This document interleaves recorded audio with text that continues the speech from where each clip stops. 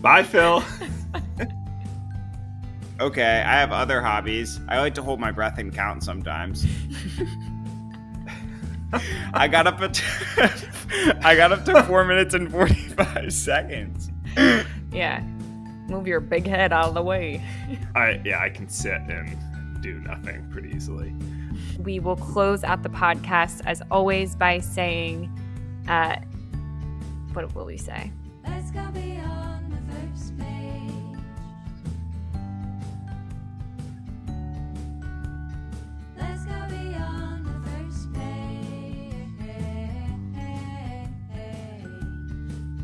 Welcome back, second pagers. This is Beyond the PhIrst Page podcast with siblings Phoebe, Phil, and Isaac. I'm Phoebe. I'm Phil. And I'm Isaac. And this is Club Meeting 20. So early on in the podcast, I think we gave a statistic about the number of podcasts that people usually get to. And normally people don't even make it past the first podcast. But I think 20 was actually another milestone that that a lot of people don't hit. So I don't know what the statistic was, but we're here, episode 20. Let's go. I think it's more of like a reckless abandon at this point. It's just it's not from any feedback we're getting about the podcast. It takes a long time to get to where we are on the book list on the Instagram page. So that's true. You got to watch that whole. Good thing we got a kick-ass theme song. Yes, so true. Shout out to Maya. So we are here to discuss the Backyard Bird Chronicles by Amy Tan. And as always, before we get started, if you like this podcast, please subscribe to our YouTube channel, follow us on Spotify, follow us on Instagram, and you can find us wherever you get your podcasts. Also, we updated our book list just a little bit, so please check out the Instagram. And as always, if you're wondering what we're reading next, we'll discuss that at the end of the podcast, and we'll give you a little summation of what the book is about.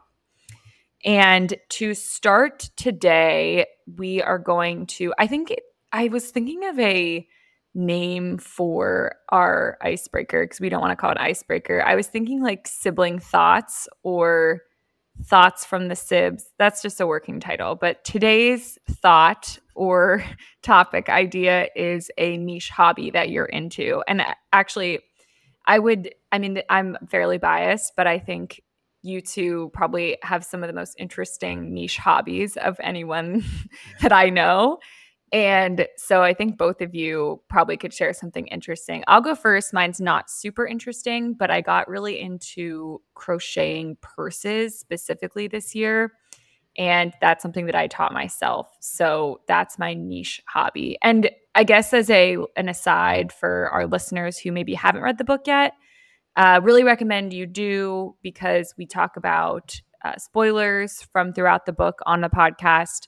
But this book in particular is a chronicle of a woman watching birds in her backyard, which I do think is a niche hobby. She takes it to an extreme, and we'll talk about that. But wanted to hear what you guys what I guess you guys could share with the readers or our listeners what your niche hobbies are. Yeah, I can go first. Mine is definitely making not just jerky, but vegan jerky flavored with all these different international flavors. It's definitely my biggest time hobby. I probably make vegan jerky like 4 or 5 hours a week, every week. I actually just got my business license, and to be at the farmer's market, I have to have at least $1,000 worth of produce. So I need to be cooking. This is also a shameless plug for your other business venture, Phil. I mean, you can't, it's actually not, like, unless you live in Nashville, because I can't, like, now that I'm a legal entity, cannot ship across state lines. So yeah. Okay, true. But if you're at Richland, no longer a hobby. That's true. Okay, I have other hobbies. I like to hold my breath and count sometimes. I got up to 4 minutes and 45 seconds. That's crazy. That's right? So long. Holy crap. I know. I feel like you're cheating somehow. You're like Joey in Friends when he's sitting on the couch and Phoebe's like, Phoebe from Friends, like, Joey's been holding his breath for 5 minutes. And then Chandler comes and plugs his nose. And then Joe is like, "What are you trying to do? Kill me?" He thought holding his breath was just not breathing through his mouth. No, he was just lying to them. Isaac, those are good ones, Phil. I think both are fairly niche for sure. Yeah. No, I think the beef jerky is awesome. I was like giving you kudos. That's like, that is like, it's like the food truck now. Food truck now it's a restaurant. Yeah, that's true. Yeah.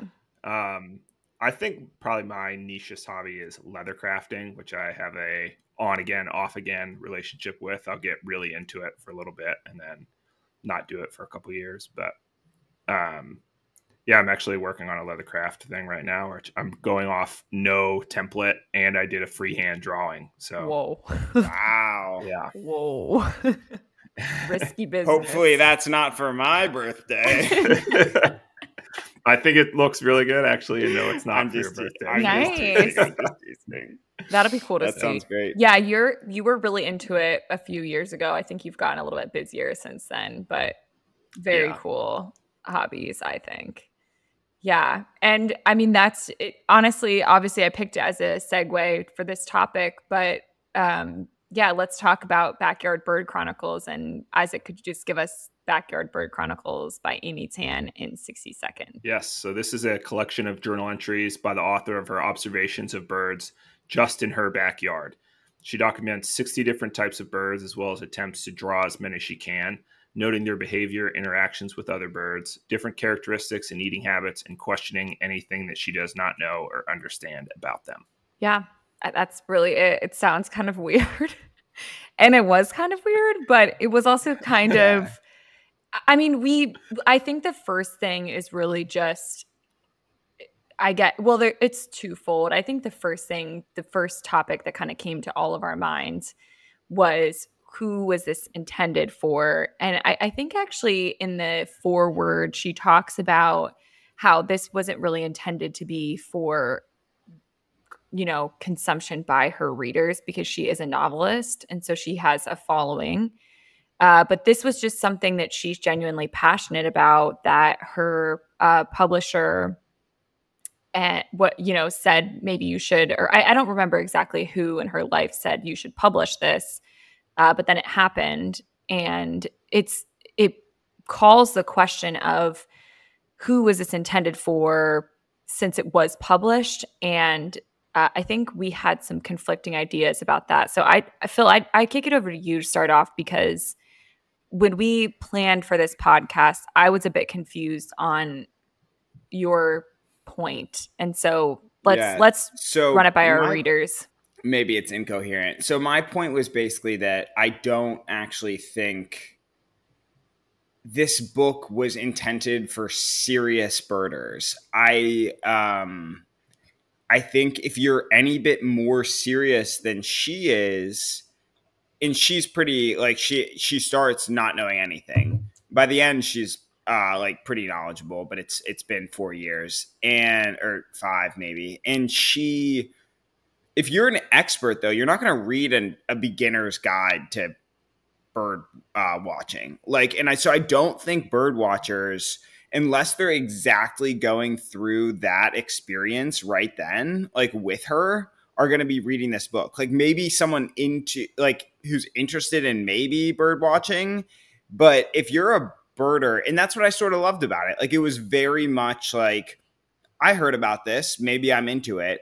Because like she's making mistakes all over the place. Like doesn't really know what she's doing. She accidentally mistakes the observation of the blue jay. I thought that was like a good point, and it's cool that you get to sort of walk through somebody as like they're starting out not knowing anything, to by the end she's seen this amazing bird that the bird watchers of San Francisco are like, yes, this is a sighting we saw. Like it's a lifer. And I just thought that a life. Yeah. And I just thought that was like super cool. I thought that this, like, if my analogy was, I wouldn't read a book about somebody starting a golfing journey, because I've done that already. Like I would read a book by Jack Nicklaus or Phil Mickelson, like being a pro, but like, I'm still an amateur, but I've played golf for a while. And that's sort of the analogy I would make. Yeah. Yeah. What do you think, Isaac? So I'll answer to Phil. I think that I 100% agree. This isn't targeted to a professional bird or like someone who's super into bird watching or is like now moved on to reading like scientific bird stuff and is like traveling the world to look at birds. But I would say if they were kind of like, wow, this has become a little bit of a job. If I knew this person that had said like, all right, this bird watching thing has really consumed me and now it is becoming more work than fun, I would say check out Amy Tan's Backyard Bird Chronicles because it's going to remind you what it is like just to see cool birds.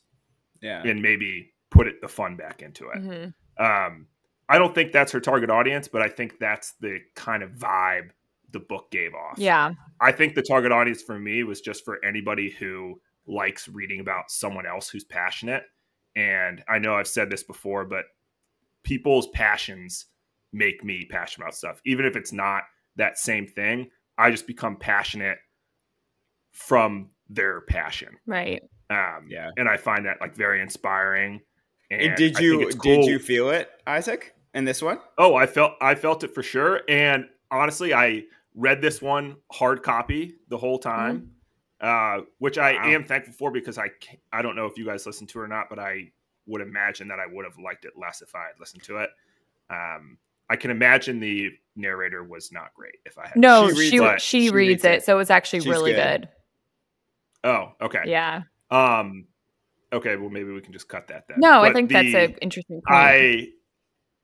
I don't think I would have enjoyed listening to this book. I was reading it though, and I read a lot of it sitting outside. And as I'm reading it, I'm like, okay, there's birds chirping. There's a squirrel that keeps like running, trying to eat the ginkgo nut like berries around. Like it became very unafraid of me by the time I was done with my reading session out there. And I have like Dwayne was already unafraid of you, Isaac. Dwayne already did what he wanted. Yeah. Well, there was two out there, so either he's got like a little buddy now. Oh no. Or maybe they're frenemies or something. I'm not sure, but yeah. So I definitely got into it. I was like, I could see myself birding, posting up out here, putting out like maybe some feeders that she was talking about to see if I could get some exotic Oklahoma birds to stop by. So that's what I think that I don't think it was intended to get people into bird watching. I think it was just supposed to talk about her passion of it. And I think she was fortunate to be a successful author before this. And she's like, I can write whatever the hell I want to write about and get published. And it is like just a cool passion project. Yeah. And that rubs off on, I think, more people than just myself. And that's why I think it's a cool book. Yeah. So what do you think, Phoebe? Well, I think for starters, like Isaac was saying, she is an established author, so she has that fan base. I think also COVID was actually a very opportune time because you couldn't leave your house. It's an excellent, and I know she started this before COVID and finished it kind of after the heat of COVID, but bird watching during COVID would have been a perfect hobby for people who are trying to social distance. So I think it was an opportune time.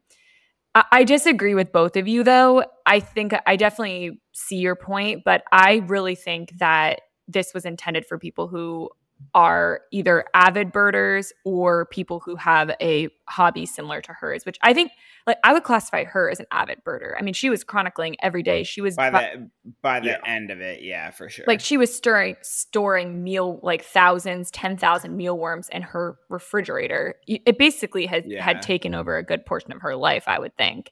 Especially as a novelist, you're staring out a window probably a lot of the day trying to come up with ideas or things. So I mean, her lifestyle was obviously very conducive to doing this. But I think, and the point that I had when we talked earlier about this, to talk about what we wanted to say in this podcast was, something that I really enjoy is cooking. And I think I'm more than an amateur I've worked in professional kitchens and I cook all the time. So I'm not an amateur cook, but I would still love to read a story about someone chronicling their cooking experience because twofold, I think it's just an interesting topic to me, kind of like your point, Isaac, where people may find this interesting for if they're into birds or not.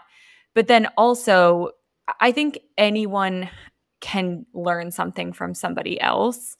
And so even someone who knows a ton about birds could listen to an experience that she had and the way she posed questions and the way she was analytical about what she was observing, that they could learn something from her. And I think, applying my cooking idea to a book, I could learn a kitchen practice that I had never known from an amateur or someone who didn't know anything about cooking. So I think it was for people who are into birding. I think, if you, as you hear her talk about the different social medias she was on or different internet places where she was posting, these are people also wide ranging from people who would be considered experts to people who were just amateurs, and they were engaging. So I think when you have a passion like that, you're engaged at every level, regardless of where you're at that, in that passion. So I guess that's why I disagree. I think, like I said, I could see your guys' side, but I think that really was for the birding population, for lack of a better term. I think that Goodreads really agrees with you. I think that all the top reviews are actually from avid birders. And I mean, they love it. I can imagine this is pretty unique within the birding community to have like a top tier novelist write about birding. True. So, yeah. But no, I think all points are good Valid. here. I think I probably would have enjoyed it more. I mean, as to your point, Isaac, I was also like, I might get into birding. And then I remembered that I was the least patient person of all time. So I was like, this is not for me. Of the three of us to start birding, it would definitely be Isaac. Yeah, for sure. Isaac already birds, just accidentally. Yeah. Yeah. I don't know if I bird necessarily. I enjoy seeing birds fly by, though. I couldn't identify them, but yeah. Well, you're just patient. Yeah. I think more than anything. Yeah. I can sit and do nothing pretty easily. Phoebe, I do want to say though, I think there is a difference between, and this may get us way off topic, but I don't know if I would have never said she's not an avid birder. I think there's a difference between an adder and a experienced birder. Like you can be an avid doer of something and have little experience. Yeah. So I think she started inexperienced.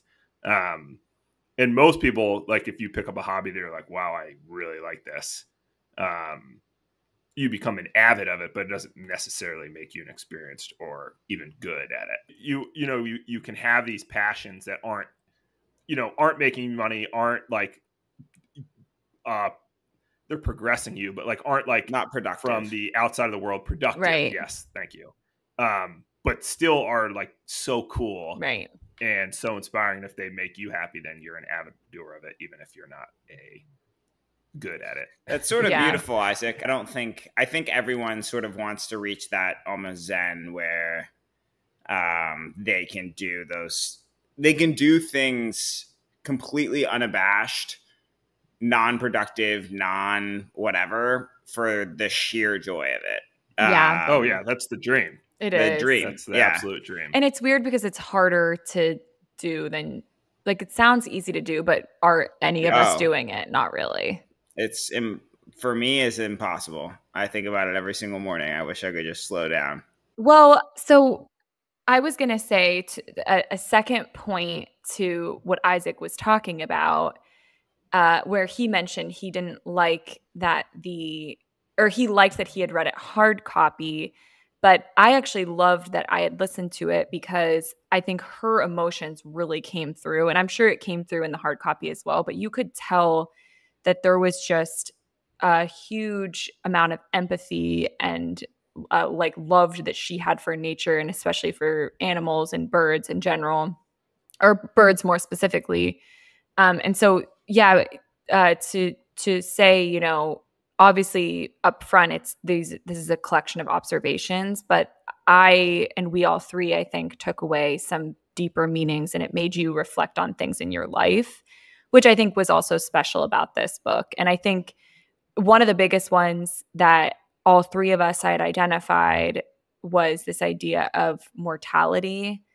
And obviously, you know, with backyard birds, the life expectancy, and she talks about it a bit in the book, is very short. And so I think that was one thing for me. And you both, or Isaac, at least you identified that idea of mortality as well. There definitely was a theme of mortality just because she's observing nature. So, there is just a cycle of life in nature that is very natural. But something that I thought was kind of unique along that sense was her identification of sort of the hierarchy that human beings have put on the value of other non-human lives, and her questioning of that, kind of like her.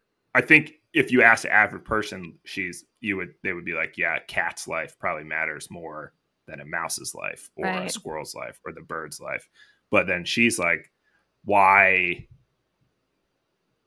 I don't know if she necessarily questions why is that the way, but in her view, she's trying to scare these cats away, and she's trying to, like, she wants the birds to have a higher place, those songbirds to have a higher place in the food chain.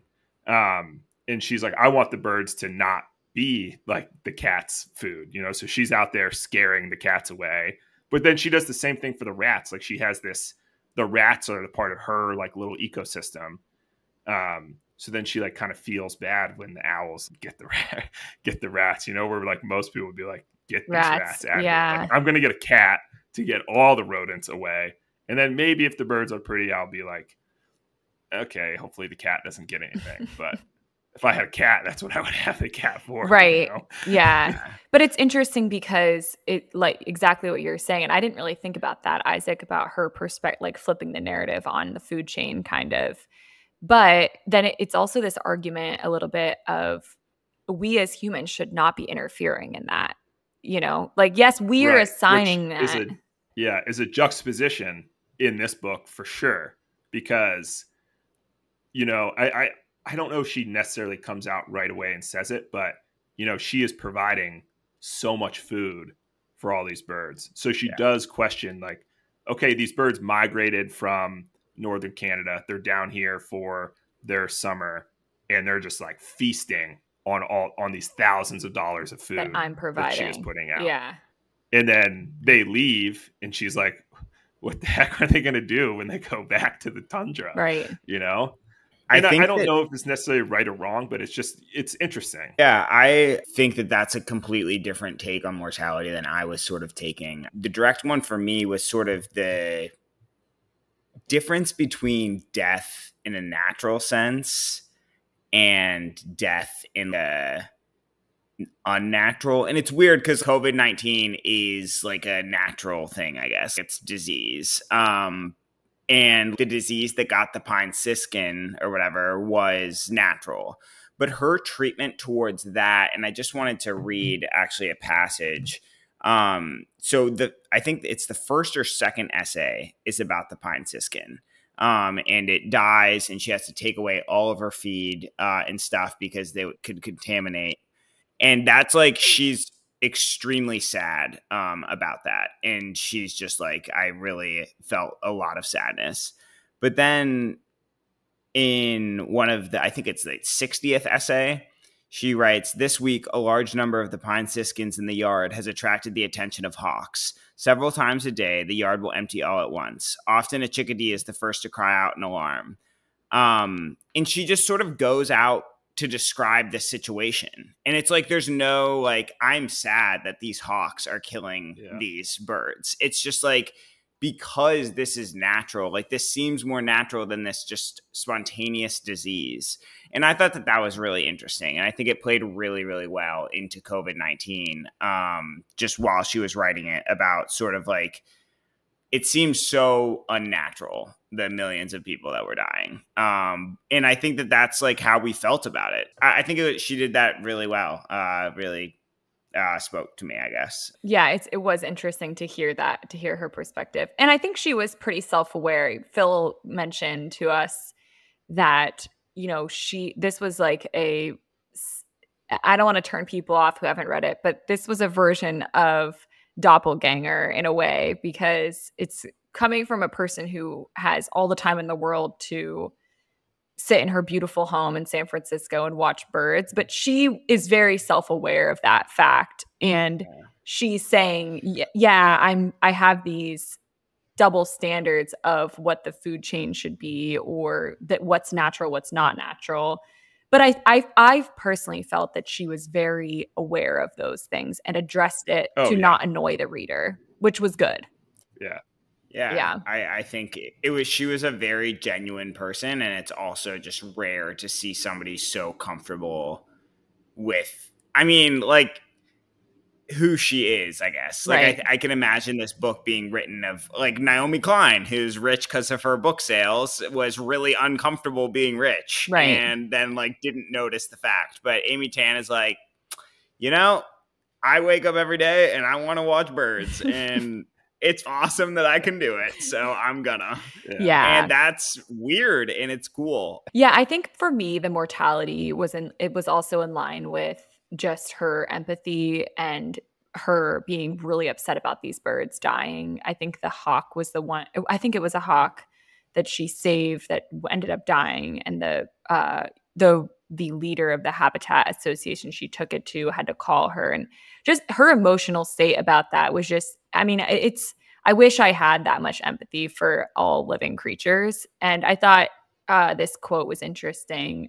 For birds, each day is a chance to survive. And I liked that because I felt like for humans, each day is a chance, for us to survive. I think it's anyone who's living, right? It's a day. So I just liked that quote a lot. And I liked I liked that we all three kind of got a different sense of the mortality, and even though she never talks about that in this book, we all three got that. So I thought it very cool. Another one that we talked about was humility. And I think we've kind of even addressed this a little bit, of just her being really aware. But even, she has this young girl who's her bird watching mentor, she says.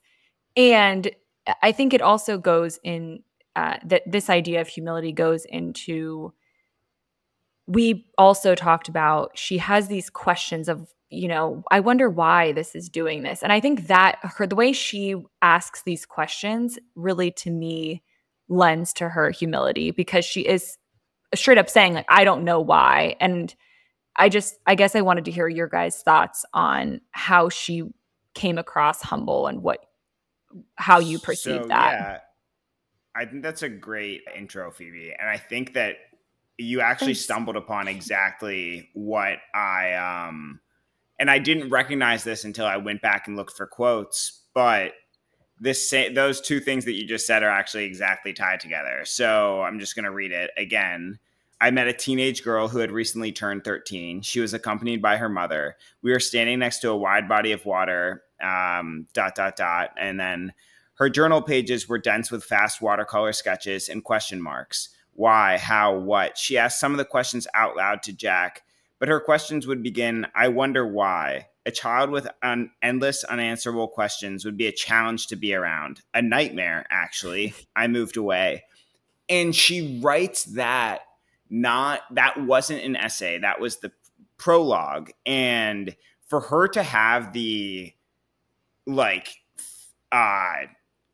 knowledge of how she felt in that moment. Yeah. Instead of now this girl has been her mentor for 5 years, and she's still like, yeah, I really was annoyed by this girl. And then I realized, okay, this is really how I want to conduct bird watching. I think those are great examples of the humility. Something that really, and I think lends into this same sort of topic of humility as well, or just, being appreciative of any experiences she can get and willing to, take them when they're there, is this, it was really only mentioned once, but it really stuck with me. The rhetoric of the junk bird, and how she was starting out and she would see so many of the chickadees and the jucos, and she would hear a lot of other people who were more experienced bird watchers be like, oh yeah, that's a junk bird. They're all over the place. But she's like, there is no junk bird for me. I'm happy to see all of them every day. Yeah. And I think that is just like a really cool, is a message you can take away from this, is just to be appreciative of all the, beautiful things in life, or the things that you're into. And even if it happens all the time, it's still cool when it does. Right. Like enjoy the little things. Yeah. I mean, I love that idea too, Isaac. I think that was such a good takeaway that I didn't take away. I had the almost opposite of like her saying the lifer, whereas like maybe once in a lifetime you get to see this bird, which I think it's the same kind of point. This is such a cool once in a lifetime thing to see this bird. And, some other people in their yard have seen it and don't even realize how special it is. And I think one part of the book that really stuck out to me was her observing the owls, and how, for 2 months almost, she was just so honored to have these owls living in her yard. And I think it's one of the only birds that made multiple entries. Like usually it was like one and done, like she would do something and then the next time the entry would be about something else. But these were kind of the star of a couple different entries, which was cool. You could see how excited she was. But in the same vein as what you're saying, where it was just, she was just it was honestly like an honor for her to have these birds coming to her house. Yeah. And it was just funny the way she presented it, and cool. My favorite bird was actually the hummingbird, and not because I like hummingbirds too much. I just loved what she did with hummingbirds and the just hardcore personification of these birds. And I think that it was necessary. Like in my mind, there was no doubt that this book would have been a bore if she did not personify. I mean, it would have just been a book it would have been a science almanac or something. But her personification of the hummingbird, where it's this like, she's giving the family dynamic of the hummingbird, but also duly realizing that they are obviously not humans. And so she's making fun of the male hummingbird at the same time, like still appreciating it. And I have one last quote. I know I have a lot today. No, but I like your quotes. She says, I've heard that male juncos are excellent fathers. They help building the nest, feeding the female when she is brooding, feeding nestlings, clean out poop, and guide the fledglings as they learn to fly and forage. And then she's talking sort of later about the hummingbird doing its little dance. The male hopped forward to the female. At first, I thought this was going to be a typical challenge. Then when the male was a few inches away, it began bowing. It did this several times and watched. They both departed, flying upwards in a spiral, similar to what male hummingbirds do when wooing a female. I was thrilled.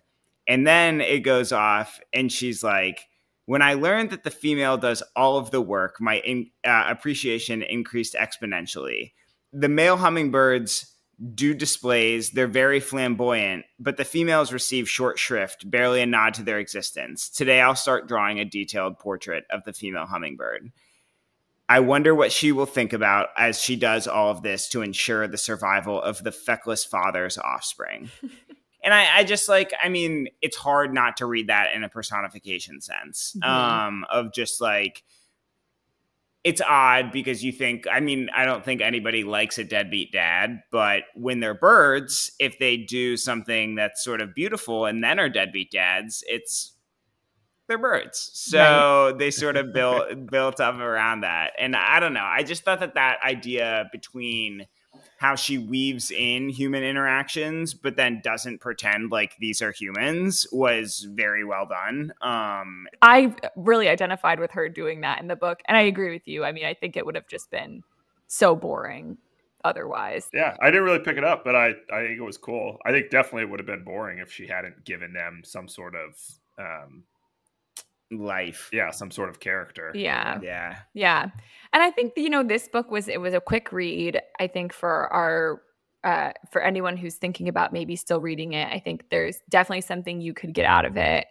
And I do think it wasn't, it's not the Brothers Karamazov. It's not this deep analytical philosophical book. It's just it is analytical, but it's very straightforward. It's a quick read. You can still glean a lot of meaning out of it. And I think, for me, it was a 2 because I have recommended it to some people who I think like our aunt is very into science. Her kids are super into observations like this. I think it's a great book for kids. And I think, it was a 2, on our scale, which I kind of jumped the gun, Phil, but maybe we'll backtrack and you want to explain the scale really quick and then you can give your rating. Yeah, the scale is basically the Michelin star scale. 1 is good, nothing special, wouldn't bring up to recommend to a friend. 2, I would recommend to a friend. It was a really great book. And 3, I would read the book again. And then a 0 is just like not anything that we liked. So it was a 2 I think for we me. gave this 2s across the board. Oh. So yeah, 2 as well.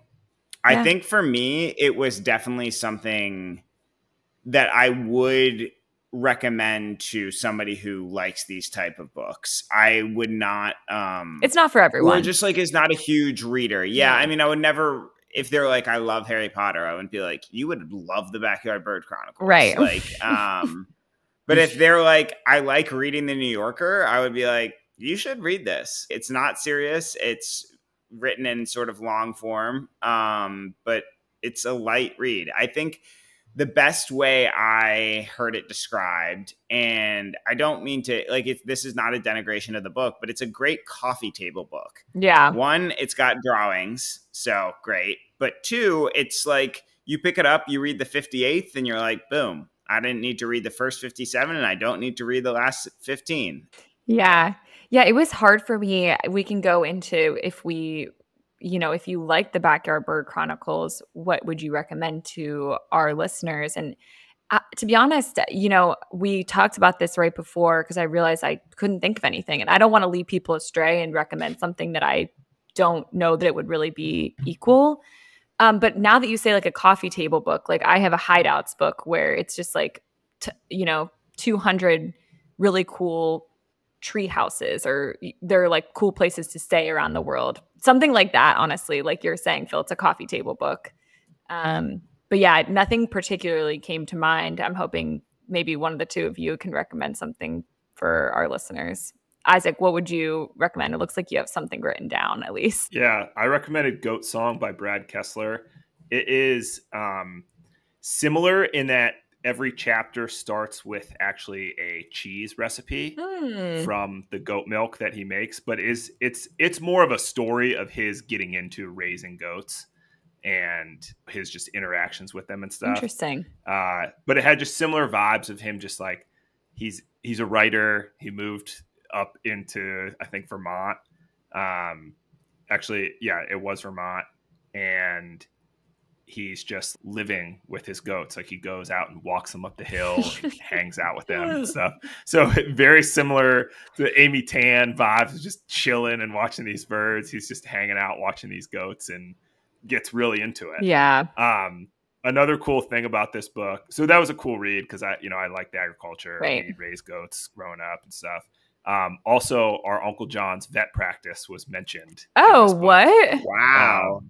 Yeah, that's cool. Because he is the only, like, I guess his partner who is now retired or something used to have a goat specialty and is one of the only goat specialists in all of New England. Wow. So this guy's land where he was raising these goats was like an hour away from Uncle John. Greenville. Wow, cool. Yeah. That's really cool. Dang. Does he know? Does Uncle John know? Yeah, I talked nice. about it. That's so cool.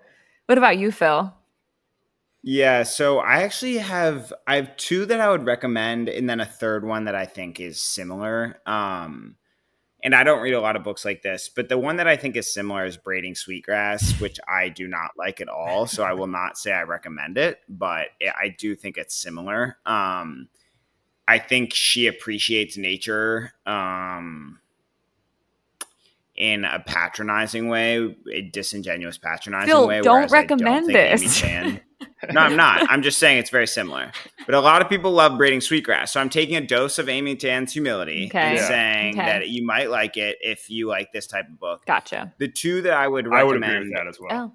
There. So the 2 that I recommend are Astrophysics in a Hurry by Neil deGrasse Tyson. and then White Holes by Carlo Rovelli. And both of those are actually about physics, but they're written for people who like physics. It is actually very cool to anybody if you explain it right. And I firmly believe that. And this is sort of that vibe. Carlo Rovelli's is a 3-hour book where he explains his research, his lifelong passion, which is basically proving that mathematically, like, you can go through a black hole and time reverses on the other side, which he does is sort of this like analogy to Dante's Inferno, where you go down in hell and then you come back up. And it's just like so well done. He's so passionate. And it's a super quick read. And then Astrophysics in a Hurry, or For People in a Hurry, is exactly that. And so I think those are both books for people who